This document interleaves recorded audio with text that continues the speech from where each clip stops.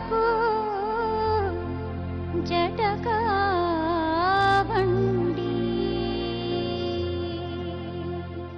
ಹೇಳಿ, ಎಲ್ಲಿಂದ ಬಂದಿದ್ರಿ? ಬಸವನಗುಡಿಯಿಂದ. ನಮ್ಮ ಹೆಸರು ರಾಘವೇಂದ್ರ ಅಂತ. ರಾಘವೇಂದ್ರ ಅವರೇ, ಒಳ್ಳೆ ಹೆಸರು ಇಟ್ಕೊಂಡಿದ್ದೀರಿ. ಗುರುರಾಯರ ಆಶೀರ್ವಾದ ಸಂಪೂರ್ಣ ನಿಮಗಿದೆ. ಇನ್ನು ಲಗ್ನ ಆಗಿಲ್ಲ ಅನ್ನೋ ಕೊರತೆ ನಿಮಗಿರಬಹುದು. ಹೌದು. ಮದುವೆ ವಿಚಾರವಾಗಿ ನೀವು ಪ್ರಶ್ನೆ ಮುಂದಿಟ್ಟಿದ್ದೀರಿ. ಹೌದು. ಒಳ್ಳೇದಾಗತ್ತೆ, ಸದ್ಯದಲ್ಲಿ ಅನುಕೂಲ ಆಗುತ್ತೆ. ಇನ್ನೂ ಯಾಕೆ ಪ್ರಯತ್ನ ಪಡ್ತಿಲ್ವಾ ಅಥವಾ ಹೇಗೆ? ಮ್ಯಾಕ್ಸಿಮಮ್ ಟ್ರೈ ಮಾಡ್ತಾ ಇದ್ದೀವಿ. ಇಲ್ಲ, ಖಂಡಿತ ಒಳ್ಳೇದಾಗತ್ತೆ. ನಿಮ್ಮ ವ್ಯವಹಾರ ಬಟ್ಟೆಗೆ ಸಂಬಂಧಪಟ್ಟಂಥದ್ದು? ಹೌದು. ಅಂದರೆ ನೀವು ಕ್ಲಾತ್ ಬಟ್ಟೆಗಳನ್ನು ಸೇಲ್ ಆ ಥರ ಏನಾರು ಆ ಥರನೇ? ಹೇಗೆ, ಏನು ಬಿಸ್ನೆಸ್ ಮಾಡ್ತೀರಿ? ಬಟ್ಟೆ ಅಂಗಡಿ. ಬಟ್ಟೆ ಅಂಗಡಿನೇ.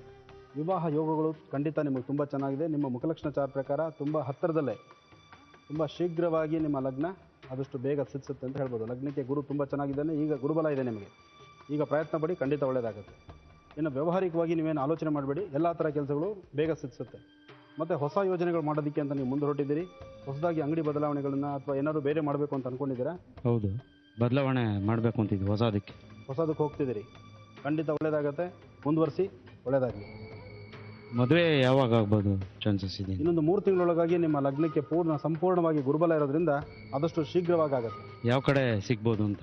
ನಿಮ್ಮ ಮನೆಗೆ ಉತ್ತರದ ಬಾಗಿಲು ಪ್ರಯತ್ನ ಪಡಿ, ಖಂಡಿತ ಅನುಕೂಲ ಆಗುತ್ತೆ. ನಿಮ್ಮ ಮನೆ ಸಹಿತ ಉತ್ತರದ ಬಾಗಿಲೇ ಆಗಿರ್ತಕ್ಕಂಥದ್ದು. ನೀವು ವ್ಯವಹಾರ ಮಾಡೋ ಸ್ಥಳ ಪೂರ್ವದಕ್ಕೆ ಸಂಬಂಧಪಟ್ಟಂಥದ್ದಿದೆ. ಉತ್ತರ ಮತ್ತು ಪೂರ್ವ ಮಧ್ಯಭಾಗ ಅಂದರೆ ಈಶಾನ್ಯ ಸಹಿತ ನಿಮಗೆ ವಸ್ತು ಚೆನ್ನಾಗಿದೆ. ಇಲ್ಲಿವರೆಗೂ ನೀವು ತೊಂದರೆ ಇಲ್ಲ, ಮುಂದಕ್ಕೂ ಚೆನ್ನಾಗಿರ್ತೀರಿ. ಸಮಸ್ಯೆಗಳಂತಕ್ಕಂಥದ್ದು ಎಲ್ಲವೂ ದೂರ ಆಗಿದೆ, ಯೋಚನೆ ಮಾಡಬೇಡಿ, ಒಳ್ಳೆಯದಾಗುತ್ತೆ. ನಮಸ್ಕಾರ ಗುರುಜಿ, ನನ್ನ ಹೆಸರು ಶಿವಕುಮಾರ್ ಅಂತ. ನಾನು ಇಲ್ಲೇ ಬೆಂಗಳೂರಲ್ಲಿ ಬೊಮ್ಮರಿನಲ್ಲಿ ವಾಸಿಸ್ತಿದ್ದೀನಿ. ನನ್ನ ಬಗ್ಗೆ ಏನಾದರೂ ನೀವು ಹೇಳೋದಕ್ಕಾಗುತ್ತಾ? ನಿಮ್ಮ ಬಗ್ಗೆ ಅನ್ನೋದಕ್ಕಿಂತ ಜ್ಯೋತಿಷ್ಯದಲ್ಲಿ ಎಲ್ಲರ ಬಗ್ಗೆನೂ ತಿಳಿಸುವಂಥದ್ದೇ ಕ್ರಮ. ಹೌದು. ಅದರಲ್ಲಿ ನಿನ್ನ ವೃತ್ತಿ ಧರ್ಮಚಾರ ಪ್ರಕಾರ ಹಲವಾರು ಪ್ರತಿಭೆಗಳಿಗೆ ನೀನು ದಾರಿ ಕೊಡ್ತಾ ಇದೆಯಾ ಅಂತ ಹೇಳ್ಬೋದು. ಹೌದು ಹೌದು.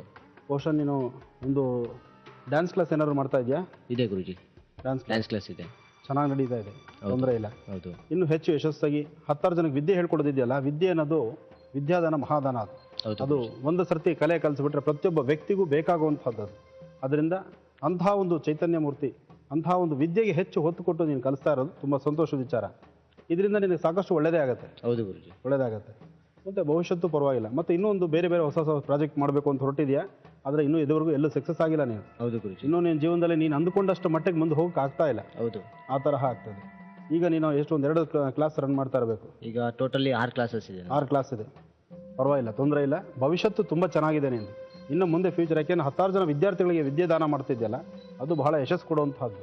ಸರಿ, ಬಹಳ ಚೆನ್ನಾಗಿದೆ. ಮುಂದೆ ಒಂದು ಭವಿಷ್ಯದಲ್ಲಿ ನೀನು ಏನು ಸಾಧನೆ ಮಾಡಬೇಕು ಅಂತಿದ್ರು ನಿನಗೆ ಅಜ್ಜಿ ತಾತನ ಆಶೀರ್ವಾದ, ನಿನ್ನ ತಂದೆ ತಾಯಿಗಿನ್ನ ಅಜ್ಜಿ ತಾತನ ಆಶೀರ್ವಾದ ಚೆನ್ನಾಗಿದೆ ನಿನಗೆ ಇರ್ತಕ್ಕಂಥದ್ದು. ನೀನು ಹೌದು ಗುರುಜಿ, ಕರೆಕ್ಟಾ?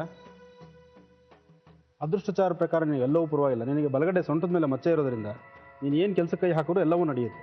ಸರಿ ಗುರುಜಿ. ರೈಟ್ ಸೈಡ್ ಸೊಂಟದ ಮೇಲೆ ಮಚ್ಚೆ ಇದೆಯಾ ನಿನಗೆ? ಇನ್ನೂ ನೋಡಲಿಲ್ಲ, ನೋಡಬೇಕು. ಇರ್ಬೋದೇನೋ ಗೊತ್ತಿಲ್ಲ. ಅದು ನೋಡ್ಕೋ. ಅದರಿಂದ ಬಹಳ ಅದೃಷ್ಟವಂತನಾಗ್ತೀಯ ನೀನು, ಯೋಚನೆ ಇಲ್ಲ.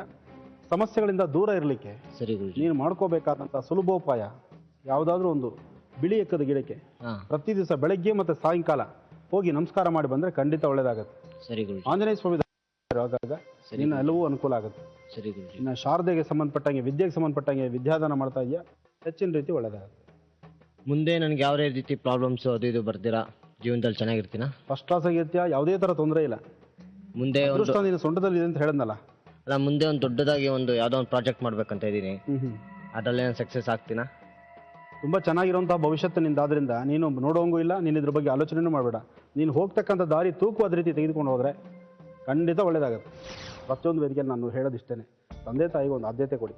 ಅವ್ರನ್ನ ಆದಷ್ಟು ಈ ವೃದ್ಧಾಶ್ರಮಗಳಿಗಾಗಲಿ ಅಂತಿಂಥ ಆಶ್ರಮಗಳಿಗಾಗಲಿ ಸೇರಿಸಿ ಅವರಲ್ಲಿ ಬೀಳುವ ನೋವು ಬಾಧೆ ಇದೆಯಲ್ಲ, ನಿಜಕ್ಕೂ ಚಿಂತಾಜನಕ.